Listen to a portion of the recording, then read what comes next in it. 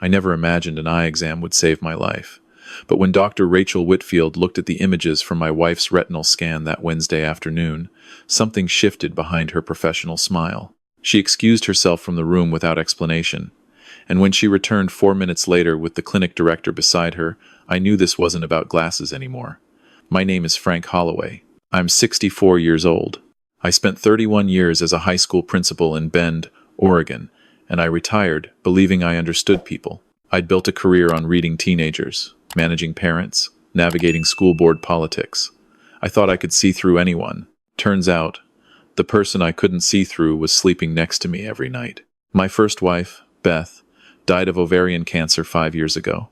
We'd been married 34 years. She was an elementary school librarian, the kind of woman who remembered every student's name and kept dog-eared paperbacks in her purse for waiting rooms. When the cancer took her, it didn't just leave a hole in my life. It removed the architecture entirely. The house we'd bought when Tyler was 3 suddenly felt like a museum. Every room held a conversation I couldn't finish. I spent the first 2 years after her death moving through days like someone walking through fog. Tyler, our son, called from Denver every Sunday. He'd taken a job at a tech company after college and built a good life there. He worried about me. I could hear it in his voice, in the way he'd ask what I'd had for dinner, whether I'd gone anywhere that week. "Dad, have you thought about joining something? A group, a club, anything to get you out of the house?" I hadn't, but Tyler kept pushing, and eventually I signed up for a community volunteer program at the food bank downtown. That's where I met Sandra Mercer. She was 55, with honey brown hair she wore in a loose braid and a laugh that echoed through the warehouse. She told me she'd recently moved to Bend from Tucson, where she'd worked as a real estate appraiser before retiring early. Her marriage of 12 years had ended badly, she said. A husband who drank too much and cared too little. She'd wanted a fresh start somewhere green and quiet. Oregon had called to her. She had a way of leaning in when you talked, of making small sounds of agreement that made you feel heard. After weeks of sorting canned goods side by side, she suggested we grab coffee. That coffee became dinner, dinner became weekends, hiking the Deschutes River Trail, and within 4 months, I felt something I hadn't expected to feel again. Hope. Tyler flew out to meet her 6 months in. He was polite but guarded. Over breakfast at the Pine Tavern while Sandra was still at the hotel, he set down his fork and looked at me. "Dad, don't you think you should slow down a little?" "I'm 62, Tyler. Slowing down isn't a luxury I have. That's exactly what worries me. You're lonely, and lonely people make decisions they wouldn't normally make. Your mother would want me to be happy. Mom would want you to be careful." He studied Sandra closely during that visit, asked her about Tucson, about her work, about her ex-husband. She answered everything with warmth and a kind of amused patience, as though she understood exactly why a son would be protective. "She's nice, Dad," Tyler said at the airport, "but something about her feels rehearsed. Like she's performing." I told him he was overthinking it. I told myself the same thing. We got married 8 months after we met. A small ceremony at Drake Park, just Tyler, a few friends from the food bank, and a justice of the peace. Sandra moved into my house on Newport Avenue. She suggested we redecorate gradually. "Keep the bones of what you and Beth built," she said, "but let some new light in." I thought it was graceful, thoughtful. The first year was good. Sandra was organized in ways I'd never been. She took over the household finances, said she was better with paperwork from her years in real estate. She set up a filing system, managed the bills, even reorganized my retirement accounts into what she called more efficient structures. I let her. I'd spent decades managing school budgets and I was tired of numbers. She cooked elaborate dinners, packed my lunches when I went fishing, left little notes on the kitchen counter. "Thinking of you. You make me smile." About 14 months into the marriage, things started to change in my body. Nothing dramatic at first. I'd wake up at 2 in the morning with a metallic taste in my mouth and a dull ache behind my eyes. My stomach would cramp after meals. I started losing weight without trying. "You need to see Dr. Patton," Sandra said, worry creasing her forehead. She made the appointment herself. Dr. Jim Patton had been my physician for 15 years. He ran a full workup. Blood pressure was slightly elevated, but nothing alarming. Blood work showed some liver enzyme numbers that were marginally off. "Probably dietary," he said. "Cut back on red meat, watch the sodium." He prescribed an antacid for the stomach issues and told me to come back in 3 months. Sandra started making me herbal tea blends. She ordered dried herbs online from some wellness supplier she'd found. These are the same ones my grandmother used in New Mexico, she told me, measuring loose leaves into a ceramic jar she kept on the counter. Chamomile, valerian root, a few things for digestion. They'll settle your stomach better than any pill. The tea tasted earthy and faintly bitter. I drank it every morning and evening because my wife made it for me, and she was trying to help. The symptoms got worse. My hands started trembling. Not a lot, just enough that I noticed when I tried to button my shirt or hold a coffee mug. My thinking got cloudy. I'd be in the middle of a sentence and lose the thread entirely, standing in the kitchen with no memory of why I'd walked in there. Some mornings I'd look at myself in the mirror and not quite recognize the person staring back. Sandra noticed before I mentioned it. "Honey, you forgot to take the trash out again. You told me the same story twice at dinner." These little observations, delivered with gentle concern, made me wonder if something was seriously wrong with my brain. "My father had Parkinson's," I told her one night. She squeezed my hand. "Let's not jump to conclusions, but maybe we should mention it to Dr. Patton." She came with me to the next appointment, sat in the chair beside me taking notes on her phone, asked questions I wouldn't have thought to ask about neurological screening, about genetic predisposition. Dr. Patton ordered more tests. Everything came back in the gray zone. "Not normal, not alarming. We'll monitor it," he said. Tyler called on a Sunday about 16 months into my marriage. I must have repeated something I'd already told him, because there was a long pause on the line. "Dad, how long has this been going on? The memory stuff." "Few months. It's nothing. Doctor says it's probably stress." "You're retired. What are you stressed about?" I didn't have a good answer. The eye appointment happened on a Wednesday in November. Sandra had been complaining about headaches and blurry vision for a few weeks. I made her an appointment with Dr. Rachel Whitfield, an optometrist in a modern clinic off Galveston Avenue. I went along because Sandra asked me to. "I hate medical offices," she'd said. "Just sit with me?" "Of course," I said. That's what husbands do. The exam started normally. Dr. Whitfield was in her late 30s, brisk and friendly. With short, dark hair and reading glasses she kept pushing up her nose. She tested Sandra's vision, checked her eye pressure, and then dilated her pupils for a retinal scan. "Standard procedure," she explained, "especially if you're having headaches."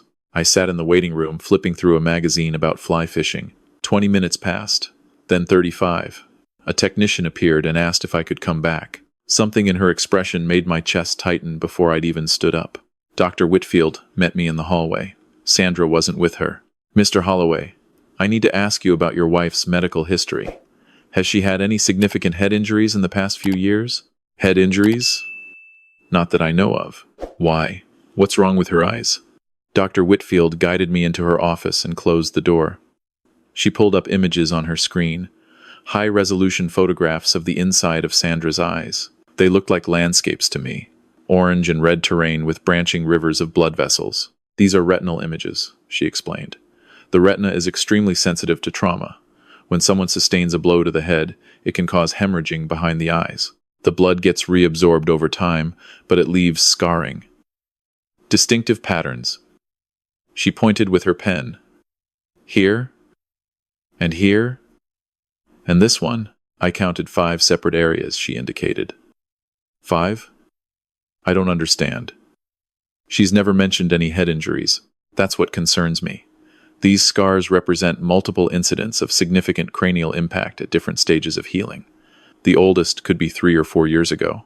The most recent, based on the healing pattern, is within the past 6 months. "Mr. Holloway, I need to ask you a direct question. Has anyone been physically hurting your wife?" The air left the room. "No. Absolutely not. I would never. We don't."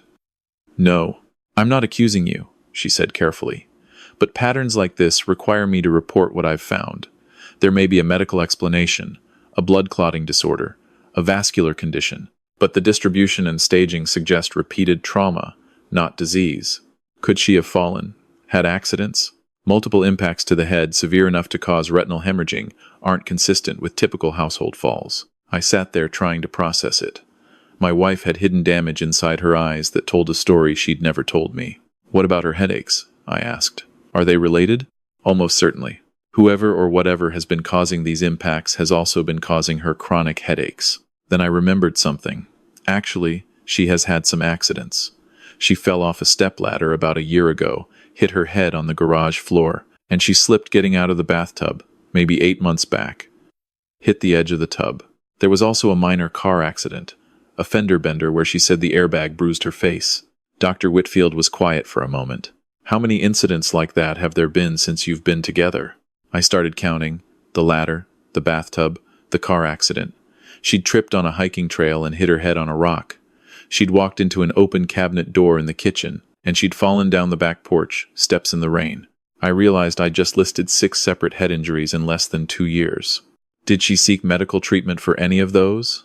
Dr. Whitfield asked. I don't think so. She always said it was minor. She'd ice it and move on. Dr. Whitfield wrote something in her notes. Mr. Holloway, 6 head injuries in 2 years is not normal clumsiness. I'm going to recommend your wife see a neurologist, and I'm obligated to file a report. But I also want to ask, have any of these incidents resulted in insurance claims? The question seemed to come from nowhere. I don't know. Sandra handles our paperwork. She's more organized than I am. Something in Dr. Whitfield's expression shifted.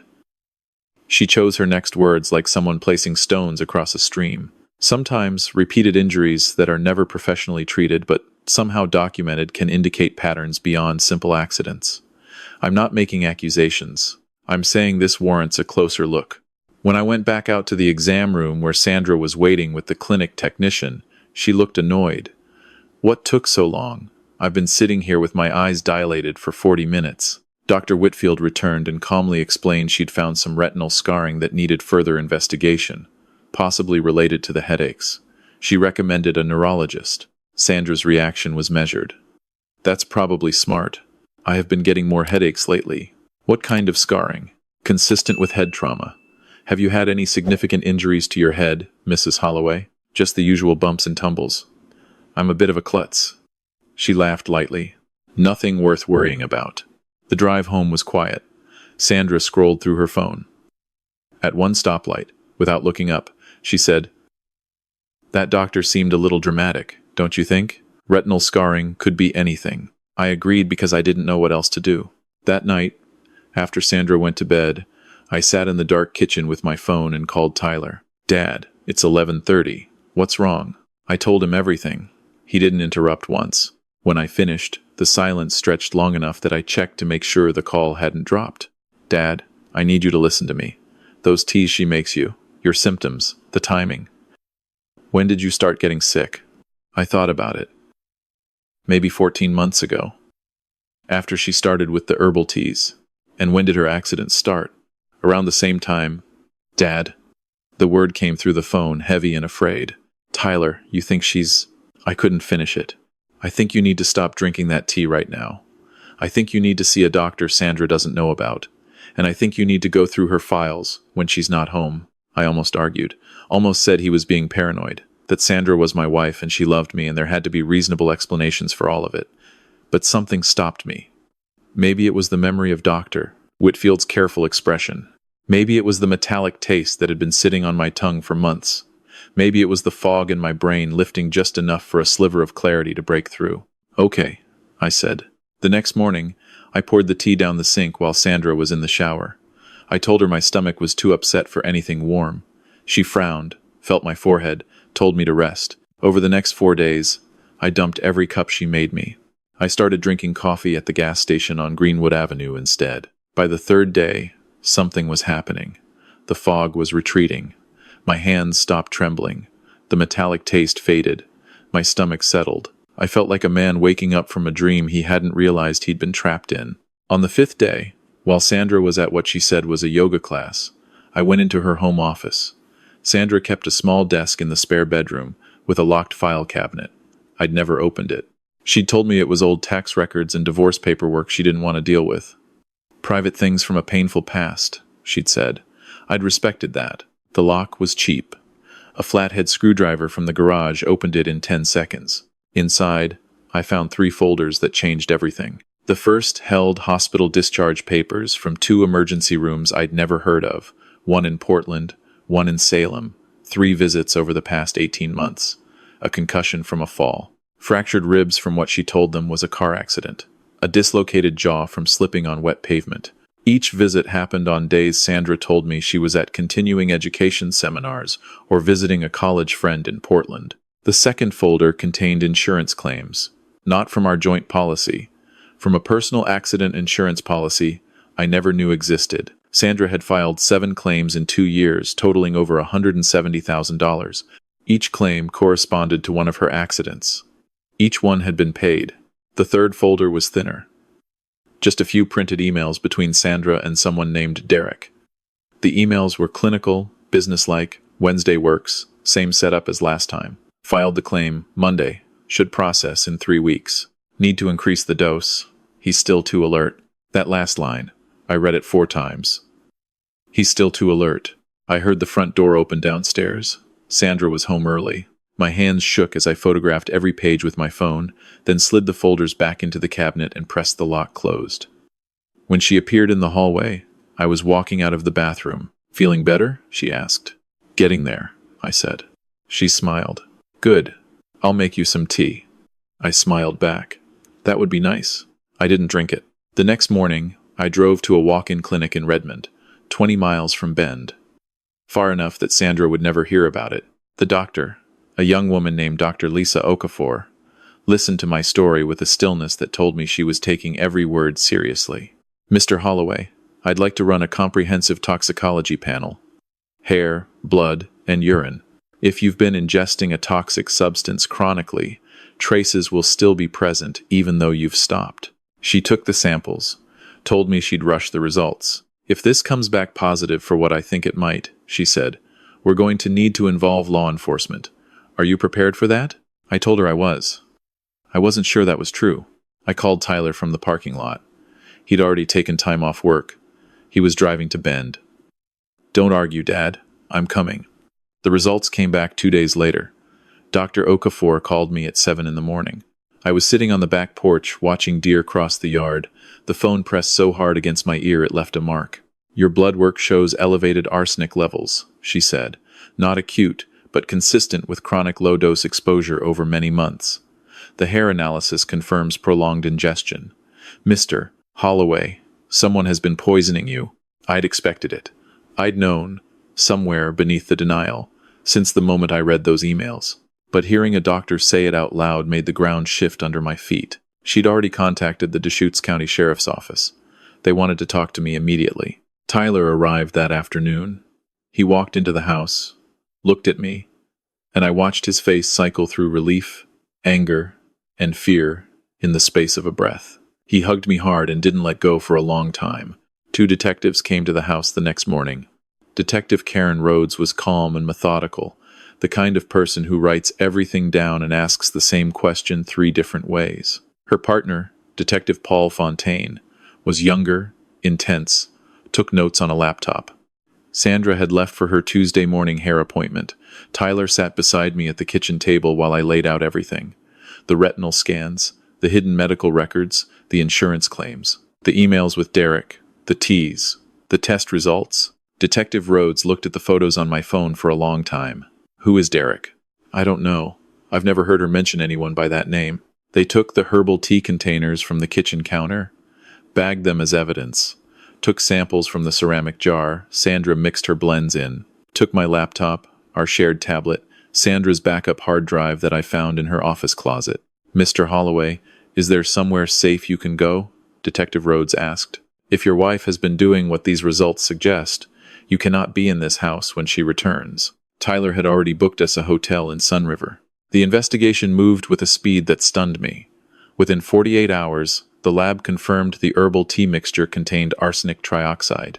Small amounts, carefully measured, enough to cause gradual deterioration without triggering acute symptoms that would demand emergency intervention.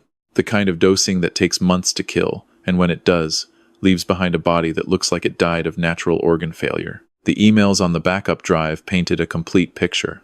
Sandra had been communicating with Derek Bowen for years. Derek was her nephew. Together, they developed what Detective Rhodes called a methodical system. Sandra would target financially stable, recently widowed older men. She'd build a relationship, marry them, take over the finances, and begin two parallel operations.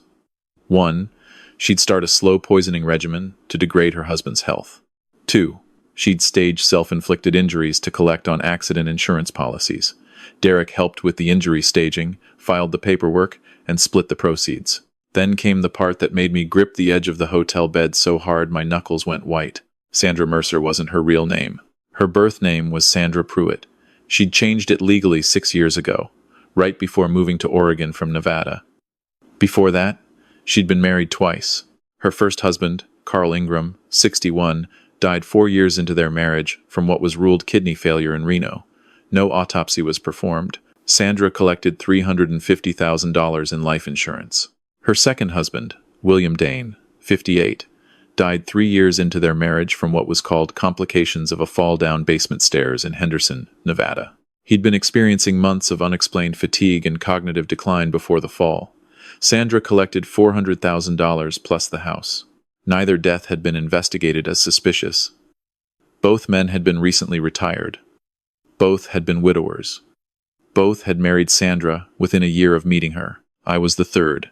Detective Rhodes walked me through all of this in the hotel room while Tyler sat beside me, gripping my hand like he was afraid I'd disappear. Based on the arsenic levels in your system, she said, if you'd continued drinking that tea for another 2 to 3 months, you would have experienced renal failure.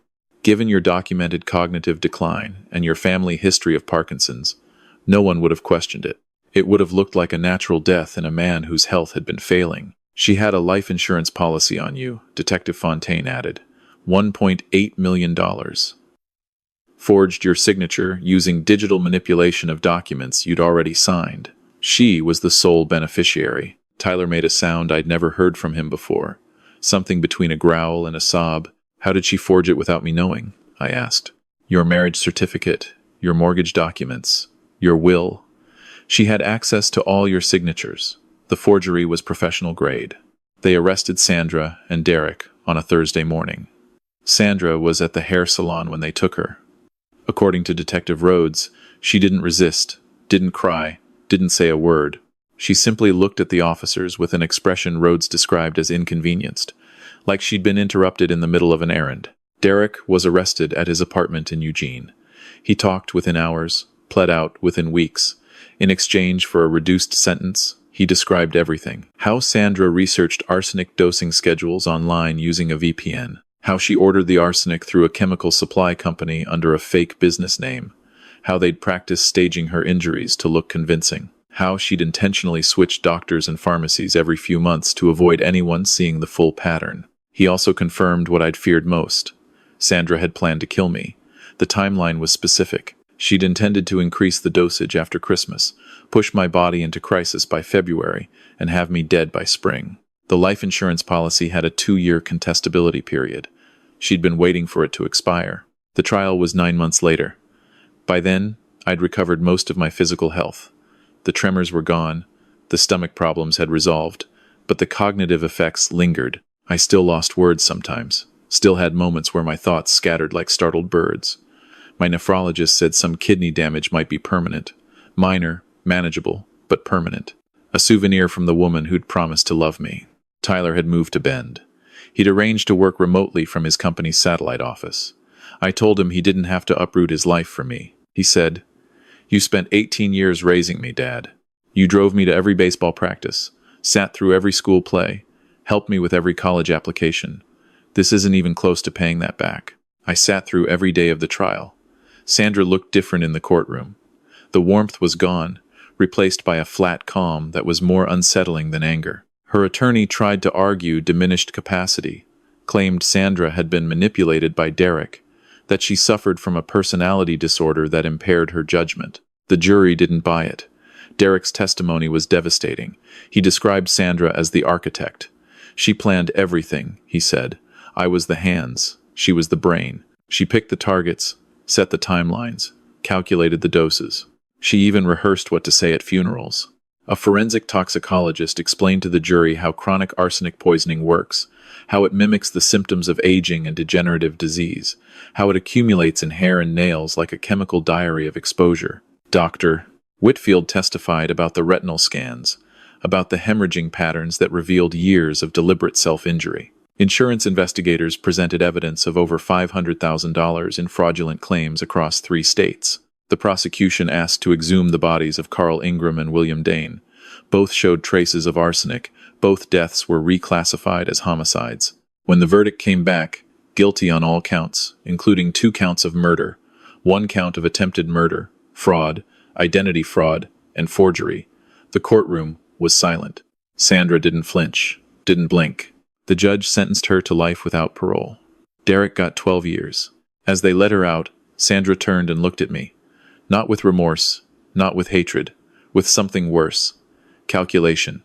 Even in that moment, she was assessing, measuring, running probabilities.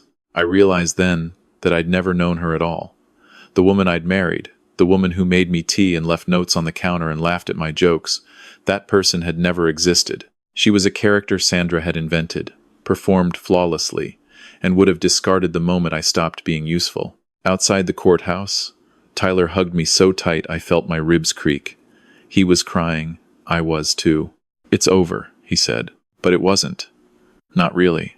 Recovery from something like this isn't a straight line. It's a spiral. Some days you feel strong, clear, grateful for every breath. Other days, you can't eat a meal someone else prepared without your hands shaking. I threw away every mug in the house. Couldn't look at them without tasting that bitter tea. I sold the house on Newport Avenue. Too many ghosts.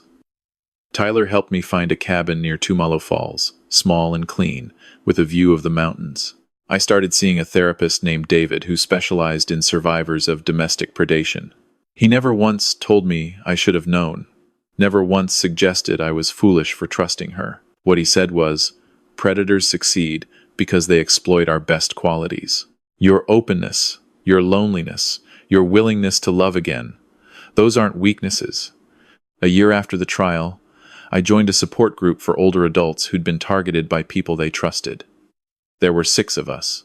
A 70-year-old woman whose caretaker had drained her savings. A 68-year-old man whose second wife had been running a real estate scam using his name.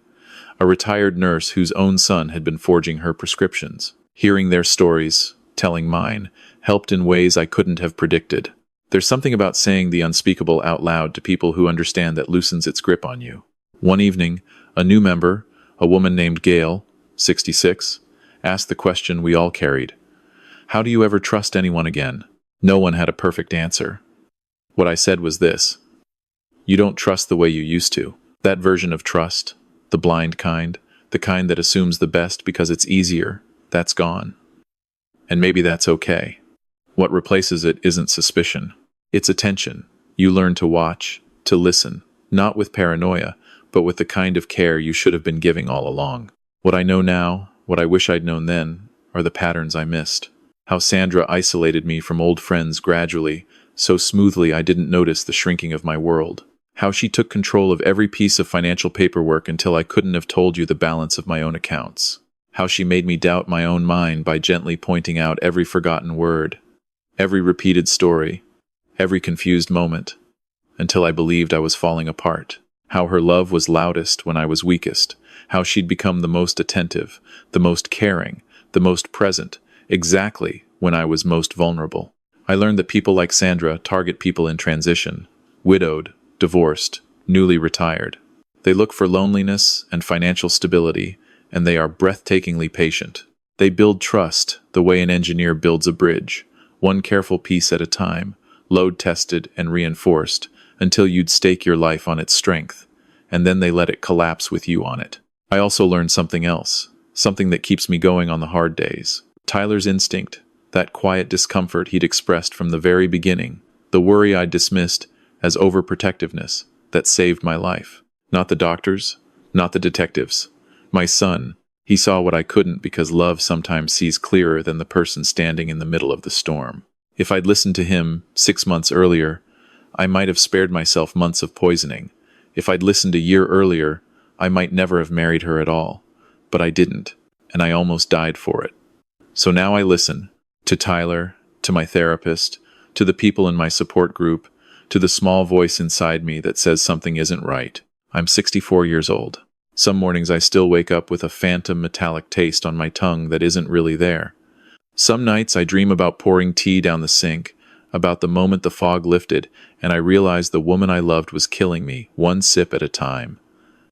But I'm alive. I wake up every morning in a cabin with mountain air coming through the windows and the sound of the river below, and I'm alive. Tyler calls every day now, sometimes twice. He still worries. I let him. That's what people who love you do. They worry. And sometimes that worry is the only thing standing between you and someone who wants you dead. Last week, I hiked to the top of Pilot Butte at sunrise. The whole of Central Oregon spread out below me, the Cascades catching the first light, the high desert stretching east into forever. I stood there breathing hard from the climb, feeling my heart pound, feeling my lungs work, feeling every ordinary sensation that Sandra Pruitt tried to take from me. There's a gift that comes from surviving something that was meant to kill you. Every mundane moment becomes a miracle. Every cup of coffee you made yourself, every phone call from your son, every sunset you're still alive to witness, it all becomes extraordinary. Not because the world changed, but because you almost left it. I'm still here. And if an old school principal from Bend, Oregon, can survive being poisoned by the person he trusted most and come out the other side still willing to watch the sunrise, then anyone can. The mountains don't care about what happened to me. They were here before Sandra, and they'll be here long after she rots in a cell. There's a strange comfort in that, in knowing the world is bigger than the worst thing that happened to you, in knowing that survival itself, quiet and stubborn and unglamorous, is its own kind of revenge. I'm still here. That's enough.